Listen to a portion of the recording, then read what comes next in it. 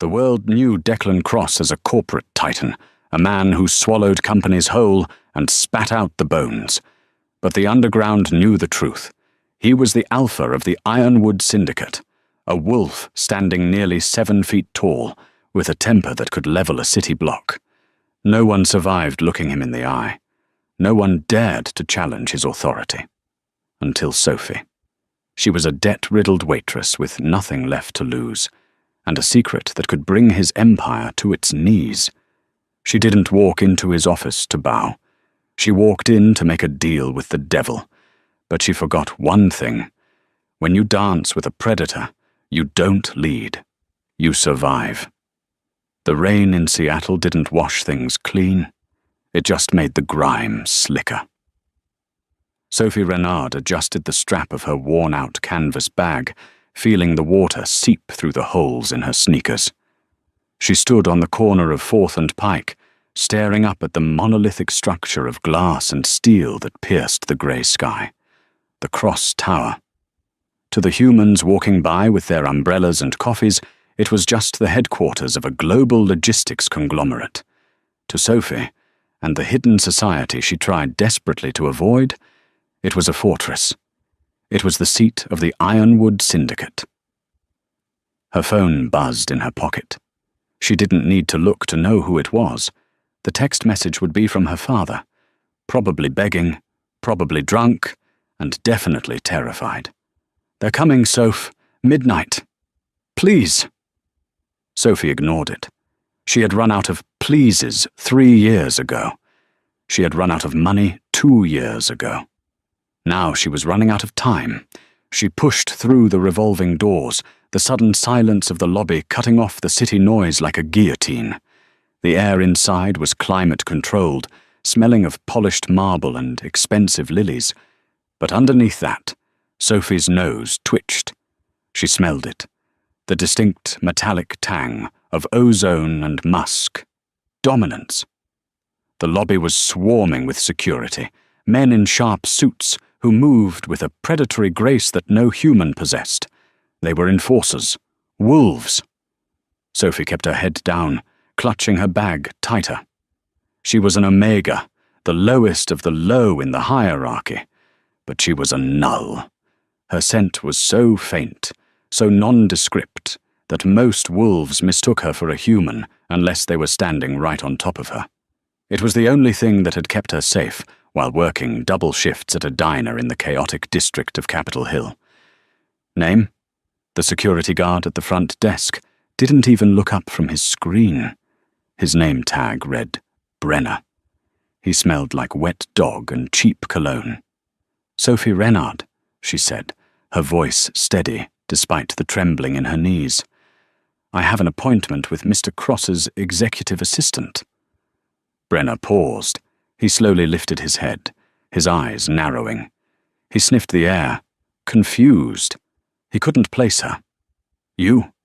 An appointment with Executive Director Holloway?" "It's regarding the Renard account. Debt collection." The guard's expression shifted from boredom to a sneer. He typed something into his terminal, his thick fingers mashing the keys. "Go up, floor 80. But if you stray from the waiting room, the sensors will trigger. You don't want the cleaning crew to have to mop you up." Sophie didn't thank him. She walked to the elevators, her heart hammering against her ribs like a trapped bird. The elevator ride was a blur of rising numbers. Her ears popped. She was walking into the territory of Declan Cross. The rumors about him were enough to make grown men weep. They said he was a throwback, a giant strain of alpha that hadn't been seen in centuries. 7 feet tall in human form, a monster in wolf form. He didn't just run the West Coast packs, he owned them. And her father, the fool, had borrowed $2 million from his private equity firm to fund a gambling addiction that had already cost them their house. The elevator doors slid open. The 80th floor was silent. The carpet was thick enough to swallow her footsteps. At the end of a long corridor stood a set of double doors made of dark mahogany. A woman sat at a desk outside the doors. She was stunning, a beta with sharp features and hair pulled back so tight it looked painful. "Sophie Renard?" the woman asked, not smiling. "Mr. Cross will see you now."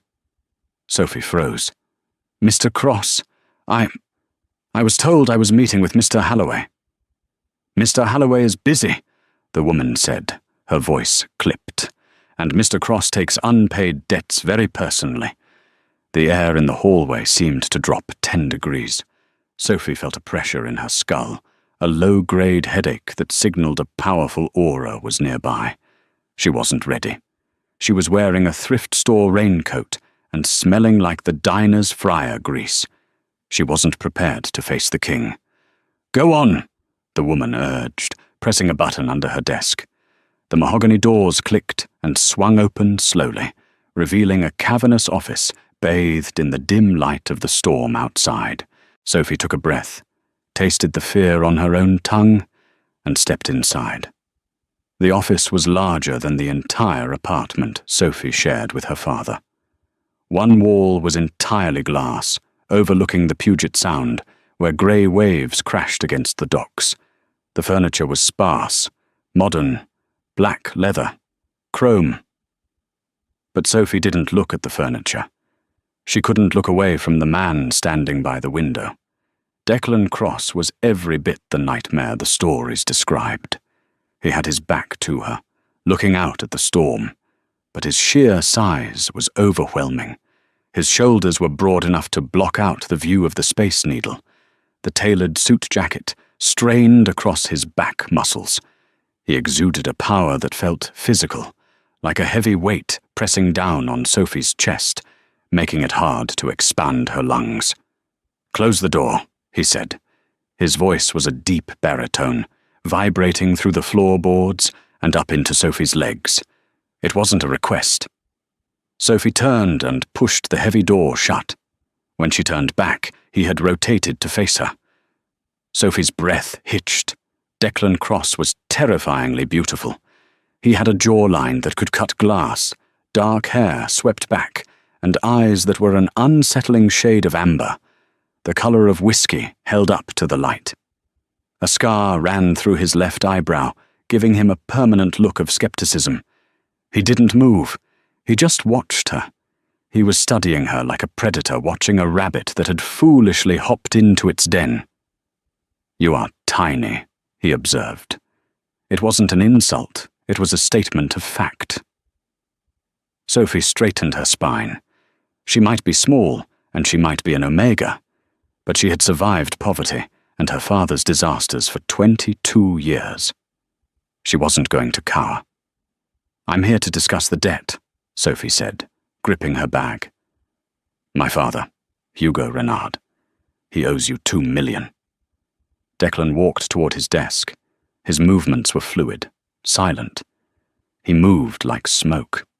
He sat down in his leather chair, the leather creaking in protest under his weight. He didn't gesture for her to sit. $2,400,000, with interest, Declan corrected.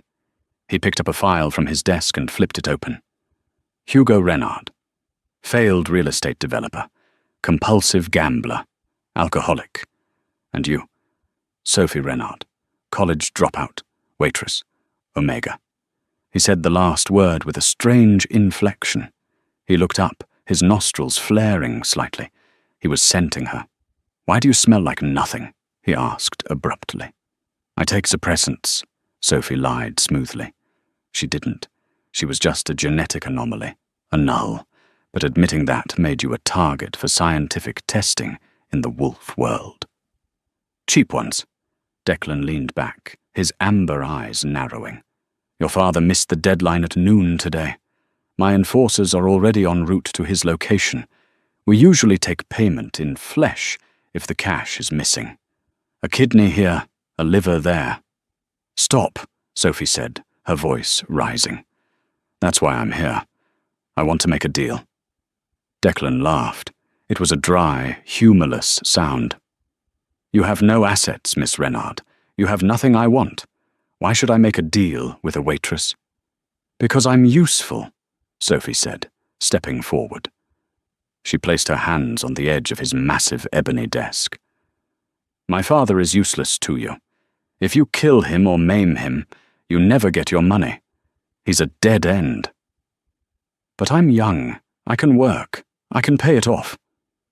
Declan looked at her hands on his desk, then up to her face.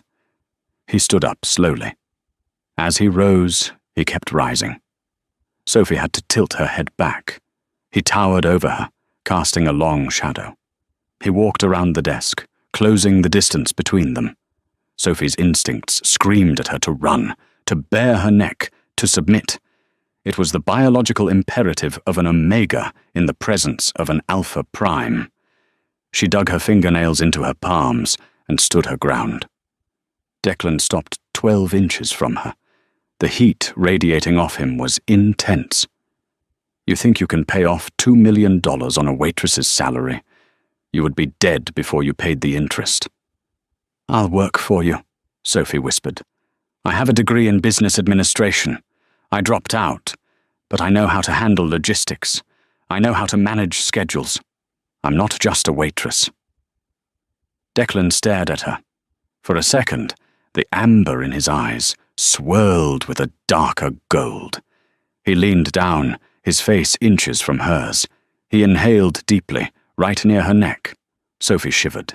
The smell of him, cedar, rain, and raw power, was intoxicating. You are offering yourself as collateral, Declan murmured. Indentured servitude. Is that what you want? To belong to the Ironwood Syndicate until the debt is cleared? If it saves my father, Sophie said. It will take you 10 years, Declan said. 10 years of your life. You will live in the pack house. You will work where I tell you. You will do what I say. You will have no freedom, no dating, no leaving the premises without an escort. Sophie swallowed hard. It was a prison sentence, but the alternative was her father in a ditch. I accept. Declan held her gaze for a long, agonizing moment. He was looking for fear, for hesitation. When he didn't find it, a flicker of surprise crossed his face. Very well, Declan said. He reached onto his desk and pressed a button. Halloway, bring the standard indenture contract. Modification 4. He looked back at Sophie. You aren't going to be working in logistics, Sophie. What? But I don't need logistics managers. I have Harvard graduates for that, Declan sneered. I need a personal assistant. My last one had a nervous breakdown last week. You are stubborn. You didn't flinch when I approached you. That is rare. The door opened, and a frantic-looking man in a suit ran in with a tablet. Declan took it, signed it with a savage swipe of his finger, and handed it to Sophie. Sign it, Declan commanded, and say goodbye to your old life. Sophie looked at the glowing screen. The words were legal jargon, but the meaning was clear. Total ownership. She signed Sophie Renard. As soon as the digital ink set, Declan smiled.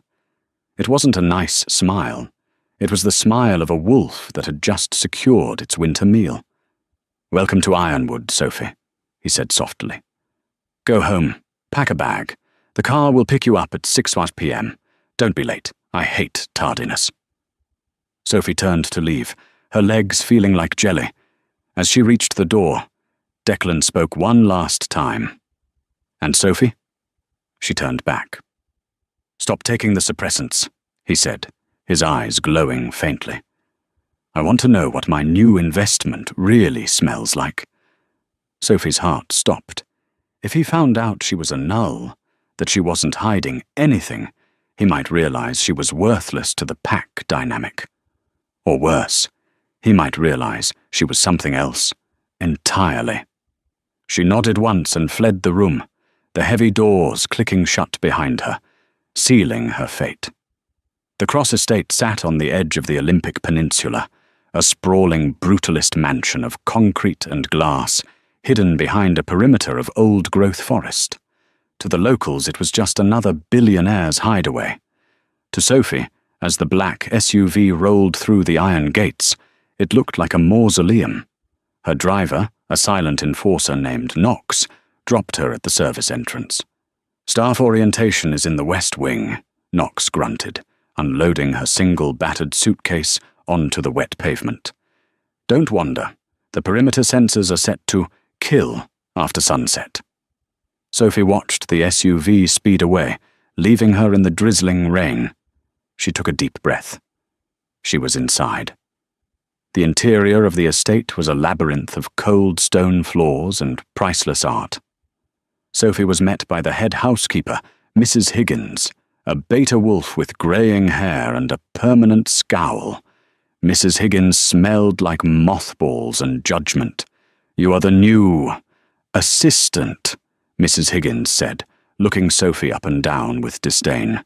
"Mr. Cross gave specific instructions. You are to be housed on the 3rd floor, adjacent to his study. Unheard of for an Omega, but I don't question the Alpha." She led Sophie up 3 flights of stairs. The 3rd floor was silent, the air heavy with that same metallic ozone scent Sophie had smelled in the office. It was Declan's territory. Her room was surprisingly nice, a guest suite with a view of the forest. But there was no lock on the door. "Rules," Mrs. Higgins listed, counting on her fingers. "Breakfast is at 5 a.m. Mr. Cross expects his espresso at 5:15 a.m., sharp on his desk. Beans ground fresh. If it is cold, he will throw it out. If it is too hot, he will throw it out. You organize his correspondence, screen his calls, and manage the pack council schedules. You do not speak unless spoken to. You do not look the high-ranking wolves in the eye. And above all, you do not touch him." Sophie nodded. "Understood. One last thing." Mrs. Higgins sniffed, leaning in. "The other girls, the unmated females in the pack, they won't like you. A stray Omega living on the Alpha's floor. You're painting a target on your back." Mrs. Higgins was right. The bullying started on day 2.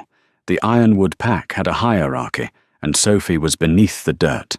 The female wolves who worked in the estate, betas and deltas mostly, viewed Declan as a god. They vied for his attention, hoping to be chosen as a mate or at least a bedwarmer. Sophie, the tiny, scentless outsider who spent all day in his office, was the enemy. It culminated on a Tuesday afternoon. Sophie was in the staff kitchen, waiting for the kettle to boil for Declan's afternoon tea. 2 women, Tanya and Chloe, cornered her. Tanya was a tall, athletic delta with blonde hair and a cruel smile. "Did you scrub the floors today, Omega?" Tanya sneered, leaning against the counter. "Or were you too busy staring at the Alpha?" "I'm working," Sophie said, keeping her eyes on the kettle. "You smell like nothing," Chloe said, wrinkling her nose. "It's creepy. Like a ghost. Are you sure you're even a wolf?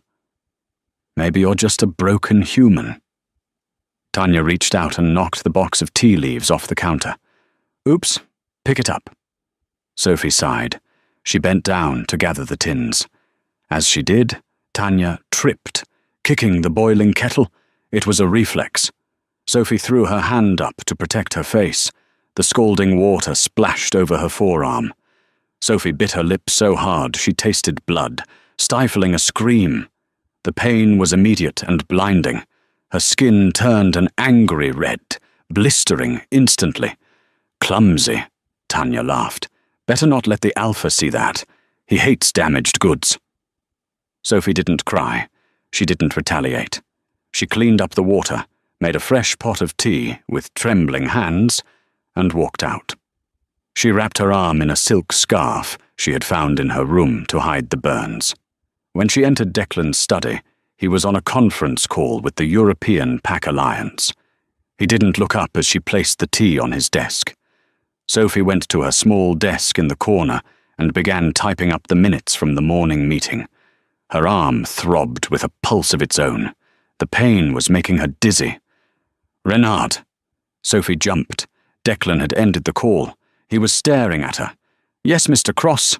You're making mistakes," he said, tapping a piece of paper. You misspelled territorial acquisition twice. I'm sorry, sir. I'll fix it. Come here. Sophie walked to his desk. Declan spun his chair around. His eyes, usually cold, were focused intently on her left arm. Take off the scarf. Sophie froze. It's just a fashion choice, sir. I was chilly. Declan stood up. The air in the room grew heavy. The Alpha command washed over her, a psychic weight that forced her knees to buckle. Take it off. Sophie's trembling fingers undid the knot. The silk fell away, revealing the angry, blistered skin that ran from her wrist to her elbow. Declan's pupils dilated until his eyes were almost black. A low growl started in his chest, a sound so primal it made the windows rattle in their frames. He reached out, and Sophie flinched, expecting a blow. Instead, his massive hand hovered gently over the burn, not touching it. The heat radiating from his palm felt soothing. "Who did this?" he asked. His voice was terrifyingly quiet. I had an accident with the kettle," Sophie lied. "Liar," Declan snarled. "I can smell the distress on you. I can smell the distinct scent of Tanya's perfume on your clothes. She was in the kitchen with you." He moved around the desk, towering over her. He took her uninjured hand and pulled her toward the door. "Where are we going?" Sophie asked, panic rising. "To the infirmary," Declan said.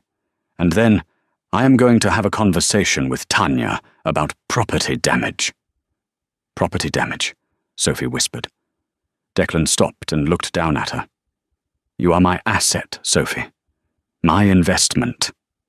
No one touches what is mine, not even my own pack." He walked her to the infirmary himself, ignoring the shocked stares of the staff. He stayed while the pack doctor, a nervous man named Dr. Aris, applied a salve that smelled of aloe and magic. For the first time, Sophie saw a crack in the monster's armor. He wasn't doing this because he cared about her feelings. He was doing it because of his ego.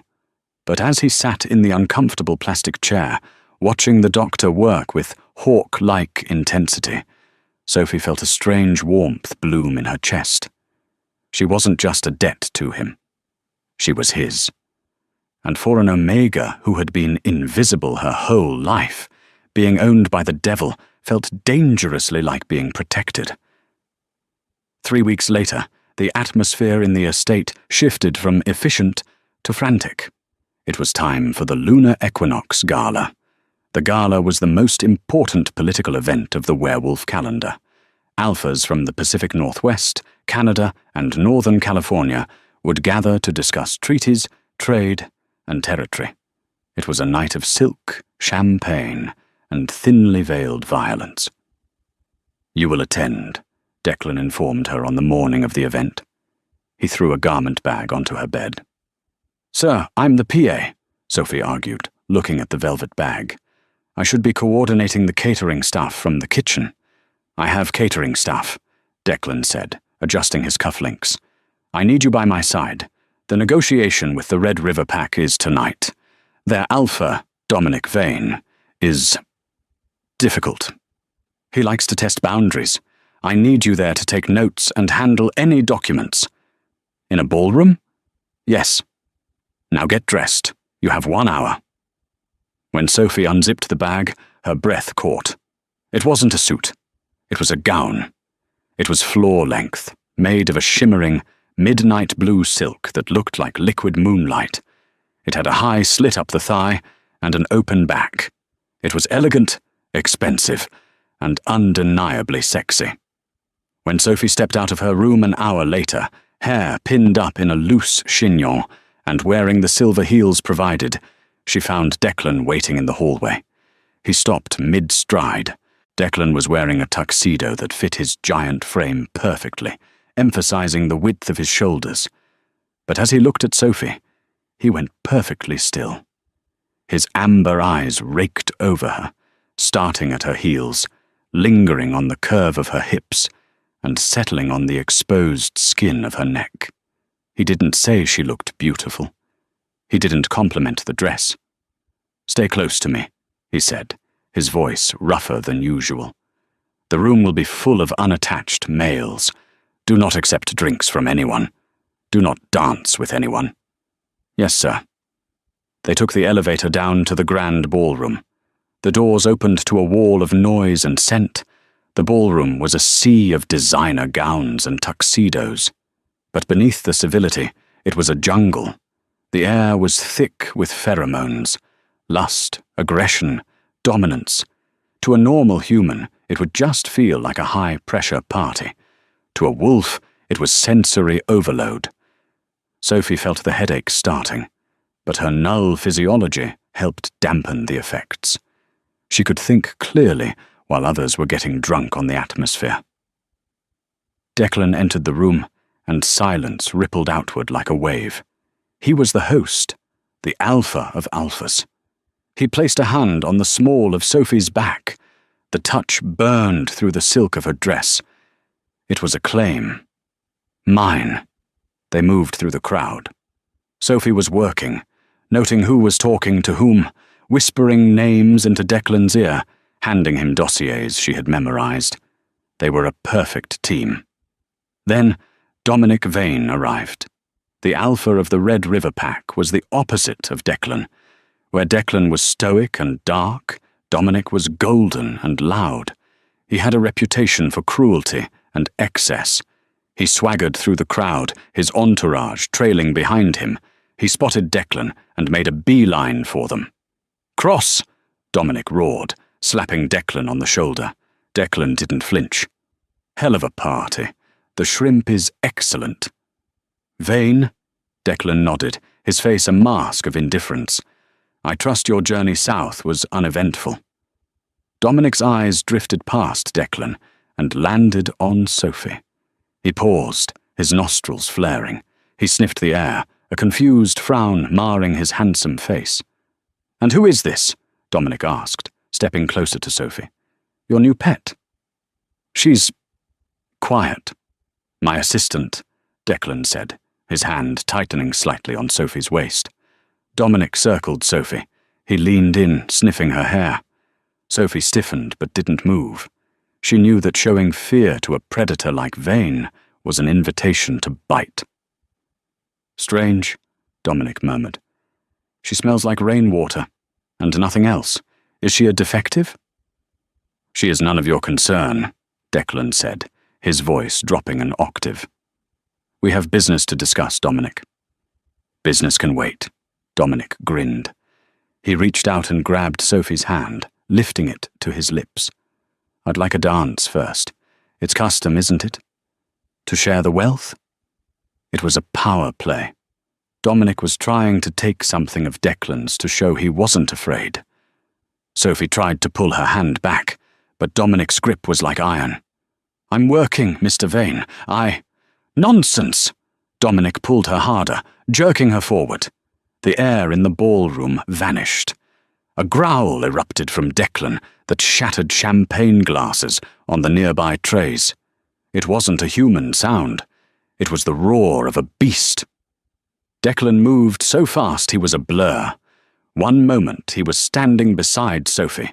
The next, his hand was wrapped around Dominic's throat, lifting the other alpha 3 inches off the ground. The music stopped.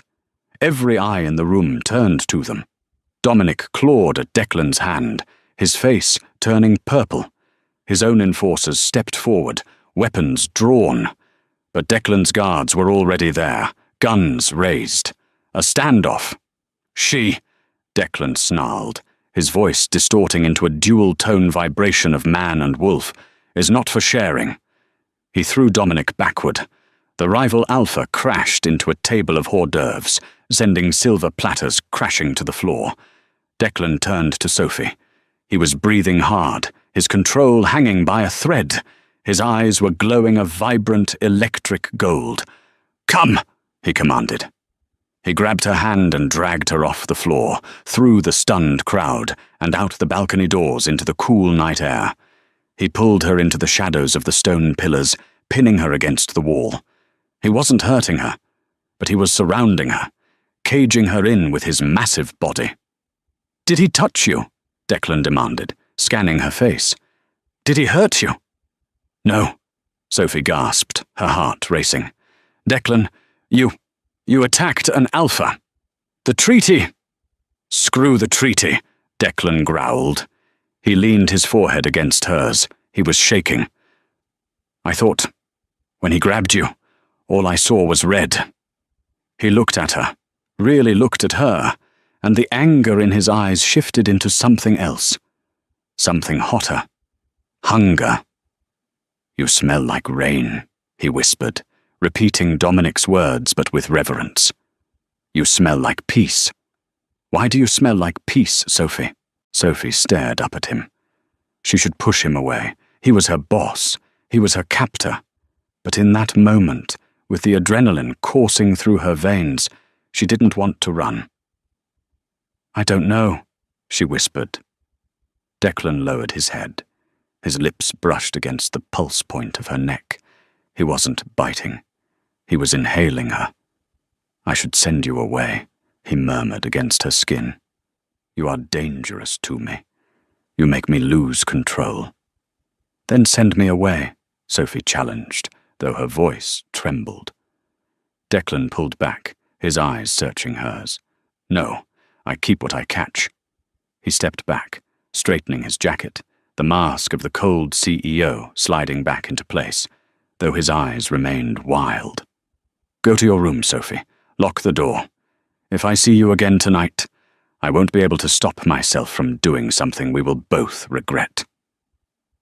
Sophie fled the balcony, leaving the giant Alpha King standing alone in the dark, wrestling with a beast that was finally waking up. The week following the gala was a study in icy silence. Declan didn't yell, he didn't growl, and he certainly didn't touch her. He retreated behind a wall of professionalism so thick it felt like physical armor. He spent his nights out, running the perimeter of the territory in his wolf form, returning at dawn smelling of earth and violence. Sophie threw herself into her work. She organized the archives, she streamlined the logistics for the northern shipping routes, and she tried to make herself indispensable. She told herself it was to pay off the debt. But deep down, she knew the truth. She wanted him to look at her again, with that raw, terrifying hunger she had seen on the balcony. Then, the hammer dropped. It was a Thursday morning. Sophie was placing the 5:15 a.m. espresso on Declan's desk when the double doors slammed open. Declan marched in, but he wasn't alone. Behind him were Knox, the head of security, and two other enforcers. Declan's face was a mask of cold fury. His amber eyes were dull, flat, and hard. "Sit," Declan commanded. Sophie sat, her hands trembling in her lap. "Sir, is something wrong?" Declan threw a stack of documents onto the desk. They slid across the polished ebony and scattered onto the floor. They were bank transfer records. "Do you take me for a fool, Sophie?" Declan asked. His voice was low, devoid of emotion, which was far scarier than his shouting. "I don't understand," Sophie stammered. "Yesterday afternoon, the encryption codes for the syndicate's Western defense grid were sold to a broker in Macau," Declan said, pacing behind his desk. 10 minutes later, a wire transfer of $5 million was deposited into an offshore account, an account linked to Hugo Renard. Sophie's blood ran cold. "My father? No, that's impossible. He doesn't even know how to use a computer properly." "The transfer was authorized using your biometric login," Knox spoke up, his voice gruff. He held up a tablet showing the logs. "Time-stamped 3:42 p.m. You were in the office." "I was grabbing coffee," Sophie cried, standing up. "I left my terminal unlocked for 5 minutes because Mrs. Higgins called me to the linen closet.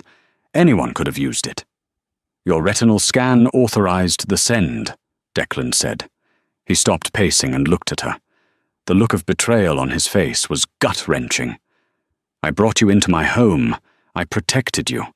I cleared your father's debt, and you sell me out to the highest bidder?" "I didn't do it," Sophie pleaded. She reached out to him, but Declan took a sharp step back, as if her touch would burn him. "The evidence is irrefutable," Declan said. "You played the part of the innocent Omega perfectly. I almost fell for it. I actually thought—" He stopped, shaking his head. A bitter laugh escaped his lips. "I actually thought you were different. Declan, please listen to me. Someone is setting me up. Check the security footage." "The footage from that hallway was corrupted," Knox said. "Convenient." Declan turned his back on her. He looked out the window at the grey Seattle skyline. "The penalty for treason in the Ironwood Pact is death," Declan stated. Sophie stopped breathing. The enforcers behind her shifted, hands moving to their holsters. "But," Declan continued, his voice straining, "I am not going to kill you. I made a contract, and I intend to honor the spirit of it, if not the letter. Your debt is considered paid by the information you stole. You are fired." He turned back, his face stone. "Get out! Declan, get out!" he roared, the sound shaking the glass walls. His eyes flashed a dangerous, feral gold. "Leave the city. If I see you in Seattle again, if I catch your scent within my borders, I will tear your throat out myself." Knox grabbed Sophie's arm. She didn't fight. She was too numb. She looked at Declan one last time, hoping to see a flicker of doubt, a glimmer of the man who had protected her. There was nothing. Just a wall of ice. Knox dragged her to the elevator, down to the lobby, and threw her out onto the wet pavement of 4th Avenue. She had no coat, no money, and no phone. Sophie walked for hours. She walked until the skyscrapers gave way to the crumbling brick of the industrial district, the fringe. It was where the packless wolves and the humans who knew too much lived.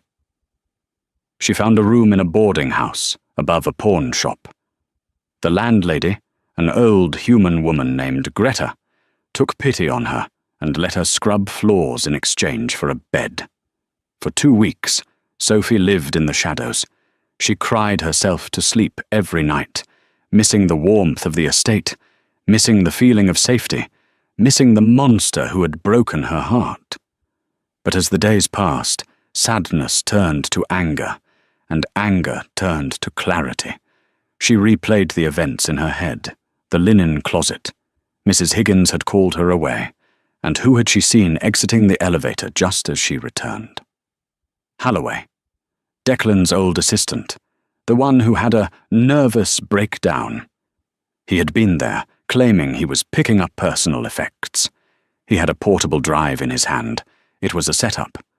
And Declan, the genius billionaire, had been too blinded by his own hurt pride to see it. Sophie was scrubbing the floor of the pawn shop when she heard the news report on the radio. Explosions reported at Cross Tower. Police have cordoned off a 10-block radius. Witnesses report strange lights and a high-pitched sound that is incapacitating local residents. Sophie dropped her scrub brush. The defense grid, the codes she was accused of stealing. They had been used to shut down the tower's shields. Declan was under attack. "I have to go," Sophie whispered. "You go back there, girl, and you'll die," Greta warned from behind the counter. "If I don't go back," Sophie said, grabbing her thin jacket, "he'll die. And I haven't finished shouting at him yet." The city centre was a war zone. Police barricades were useless against what was happening. A thick, unnatural fog had rolled in off the sound, shrouding Cross Tower in white mist. Sophie slipped past the police lines, ducking through alleys she knew from her days delivering food. As she got closer to the tower, she saw them. Wolves! Dozens of them. They were writhing on the ground, clutching their ears, howling in agony. Some were fully shifted, others trapped in a halfway form. The air was vibrating with a sound Sophie couldn't hear, but she could feel the pressure of it in her teeth. It was a sonic bane emitter. It broadcasted a frequency that targeted the sensitive hearing and neurological pathways of lycanthropes. It paralyzed them, rendering their strength useless. Sophie walked past an enforcer she recognized, Unit Leader Miller. He was on his knees, blood trickling from his ears, his eyes rolled back in his head. "Help!" he wheezed. Sophie knelt. "Miller, it's Sophie. Run!" Miller gasped. "Vane, he has the emitter. Inside." Sophie looked up at the towering glass structure. The lobby doors were blown open. Inside, Red River mercenaries, wearing noise-cancelling headsets, were executing the Ironwood guards who were too paralyzed to fight. Sophie's heart hammered, but her mind was crystal clear. The emitter affected wolves. It targeted their biology. But Sophie was a null. She stood up. She wasn't a wolf. She wasn't quite human. She was a void in the biological map. The frequency washed over her like water over a stone. It didn't stick. She took a breath and ran toward the building. She entered through the service loading dock, bypassing the main lobby where the slaughter was happening. She climbed the emergency stairs. 80 floors. By the time she reached the 80th floor, her lungs were burning and her legs felt like lead. But she pushed open the door to the executive suite. The scene before her was a nightmare. The office was destroyed. The glass walls were shattered. In the center of the room, a device resembling a black obelisk hummed violently. It was the emitter. Dominic Vane stood by the desk, holding a silver handgun. He was wearing heavy industrial headphones. And Declan, the giant alpha, was on the floor. He had partially shifted. His hands were massive claws, his face elongated into a muzzle, fur bursting through his shredded suit. But he couldn't stand. The sound was crushing him. He was dragging himself toward Vane, snarling, fighting the paralysis with every ounce of his legendary will. But he was losing.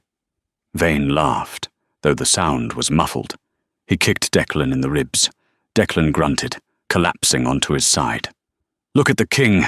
Vane shouted, his voice booming over the hum of the machine, brought low by a little noise. "I own this city now, Cross, and once I put a bullet in your brain, I own your pack." Vane raised the gun, aiming it between Declan's eyes. "Hey!" Vane spun around. Sophie stood in the doorway. She looked like a wreck, hair wet from the rain, clothes dirty from the streets, chest heaving. Vane's eyes widened. He looked at the machine, then at her. He pulled one side of his headphones off. "How are you standing?" Vane demanded. "This frequency liquefies omega brains." "I guess I'm built different," Sophie said. She didn't run at Vane. She ran at the machine. "Stop her!" Vane screamed to his men, but his men were downstairs securing the lobby. He was alone with his prize. Vane fired. The bullet shattered a vase next to Sophie's head. She dove behind a leather sofa, crawling toward the black obelisk. Declan lifted his head. Through the haze of pain, he saw her. Sophie. She had come back. After he threw her out, after he disgraced her, she had come back into the heart of hell for him. "Sophie, run!" Declan groaned, his voice a guttural growl. "Shut up, Declan!" she yelled back. "I'm fixing your mess!" Sophie lunged from behind the sofa. Vane fired again, clipping her shoulder. She cried out, the impact spinning her around, but she used the momentum to slam her body into the emitter. She didn't know how to turn it off, so she did the only thing she could think of. She grabbed the thick power cables running into the floor and pulled. They were locked in. Vane was on her. He grabbed her by her hair and threw her across the room. She hit the wall hard, her vision swimming. "Stupid girl," Vane sneered, standing over her. He leveled the gun at her chest. "You should have stayed in the gutter." Sophie looked past Vane. The distraction had been enough. Vane had stopped watching Declan. Declan Cross was rising. The rage of seeing Sophie hurt, the smell of her blood, had overridden the paralysis. The alpha inside him had snapped the leash. Declan didn't look human anymore. He was a 7-foot tower of fur and muscle, a bipedal wolf of nightmare. Vane turned, his eyes widening in pure terror. Declan didn't roar. He just moved. He swatted the gun from Vane's hand with a sound like a cracking whip. Then he grabbed Vane by the throat and the belt, lifted him high into the air, and threw him. Vane sailed through the air, through the shattered glass wall of the 80th floor, and out into the stormy Seattle night. His scream faded quickly as he plummeted toward the pavement below. Declan turned toward the machine. With a single swipe of his claws, he shredded the metal casing and ripped the core out. The humming stopped. Silence crashed back into the room. Sophie lay against the wall, clutching her bleeding shoulder. She watched as the monstrous wolf turned toward her. His eyes were wild, glowing red. He was in a feral state. He might not recognize her. He might kill her. Declan stalked toward her, his breath coming in ragged huffs. He loomed over her, his shadow swallowing her whole. Sophie didn't flinch. She reached up with her good hand and touched his wet, fur-covered snout. "It's okay," she whispered. "You're safe. I'm here." The red in his eyes faded, returning to that warm, whiskey amber. The wolf shuddered. Bones cracked and shifted as he forced himself back into human form. Minutes later, a naked, bruised, and exhausted Declan Cross collapsed to his knees in front of her. He didn't care about his nudity. He reached out and pulled her into his arms, burying his face in her neck, breathing her in like she was oxygen. "You came back," he rasped, his voice broken. "Why did you come back?" "Because," Sophie said, wincing as he hugged her. "Someone has to make your coffee." Declan pulled back. He looked at her shoulder, then at her eyes. Tears mixed with the rain on his face. "I was wrong," he whispered. "I was so wrong. Can you ever forgive me?" "Ask me later," Sophie said, her eyes fluttering shut as the adrenaline faded. "Right now I think I'm going to pass out." And she did, collapsing safe in the arms of the king she had just saved. The beep of the heart monitor was the first thing Sophie heard. It was a steady, rhythmic sound that cut through the fog in her brain. She tried to move her arm, but it felt heavy, weighed down by something warm. She opened her eyes. The room was dim, lit only by the streetlights filtering through the blinds. She was in a VIP suite at the Ironwood Private Medical Center, and sleeping with his head resting on her uninjured arm was Declan Cross. The giant alpha looked terrible. He was still wearing the shredded remains of his suit trousers. His back was covered in bandages, and dark circles bruised the skin under his eyes. He hadn't shaved, and the scruff made him look older, more vulnerable. Sophie shifted slightly, and Declan shot up instantly. His amber eyes were wide, panicked, until they focused on her face. "You're awake," he breathed. He looked terrified to touch her, his hands hovering over her. "Are you in pain? Do you need the doctor? I can get Aris." "Declan," Sophie croaked. Her throat was dry. "Water." He scrambled to pour a glass from the bedside pitcher, holding the straw to her lips with a tenderness that belied the violence he was capable of. Sophie drank greedily. "Thank you," she whispered. Declan sat back down, slumping in the chair. "Don't thank me. Never thank me.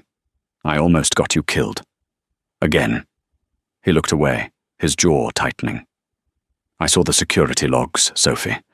Knox recovered the corrupted files from the backup server in the basement.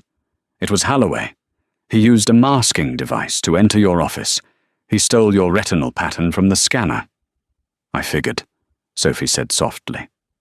"I didn't," Declan said bitterly. "I was so arrogant. I thought I was infallible.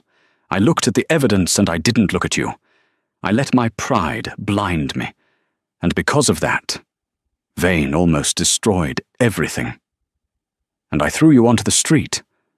He turned to her, and the raw anguish in his expression made Sophie's chest ache. "Why did you come back?" he asked again. "After what I did, any other wolf would have let me die." they would have celebrated it. Sophie reached out and took his large hand. It engulfed hers completely. Because you're not a monster, Declan. You're just a man who has been alone for too long. And because I made a deal. I pay my debts. The debt is gone, Declan said fiercely. I shredded the contract. You are free, Sophie. You have money in your account. 5 million, recovered from Holloway. You can go anywhere. You can start over. Sophie looked at him. She saw the fear behind his eyes. He was setting her free because he didn't think he deserved her. He was waiting for her to leave. Is that what you want? Sophie asked. You want me to leave? Declan closed his eyes, inhaling sharply. I want you to stay. I want you to never leave this room. I want to wake up every day and smell the rain on you. But I have no right to ask. Good thing I don't wait for permission, Sophie smiled weakly. I'm not going anywhere, Declan. But you're going to have to hire a new assistant. I think I'm due for a promotion. A week later, the Ironwood Syndicate held a public assembly in the grand atrium of the restored Cross Tower. The entire pack was there, along with representatives from the neighbouring territories. The air was thick with tension. Everyone knew that Dominic Vane was dead, his pack absorbed into Ironwood. But they were waiting to see the state of their king. Declan walked onto the raised platform. He wore a charcoal suit, immaculate and imposing. He looked every inch the Alpha Prime. The whispers ceased instantly. Ironwood stands! Declan's voice boomed without a microphone. The traitors have been purged! Holloway has been dealt with according to our laws. He paused, scanning the crowd. He saw Tanya and the other staff members who had tormented Sophie. They shrank back under his gaze.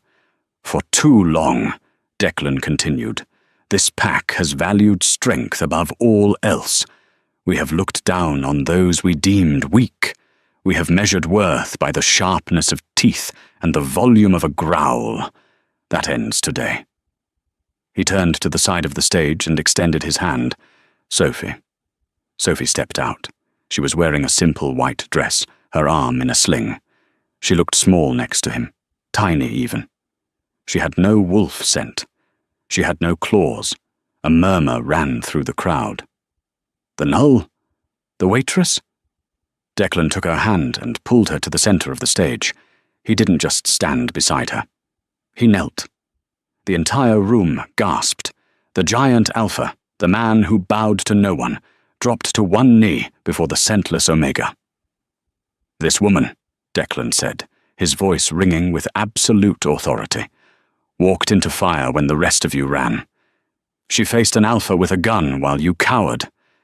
She possesses a strength that none of you understand. He looked up at her, his eyes full of adoration.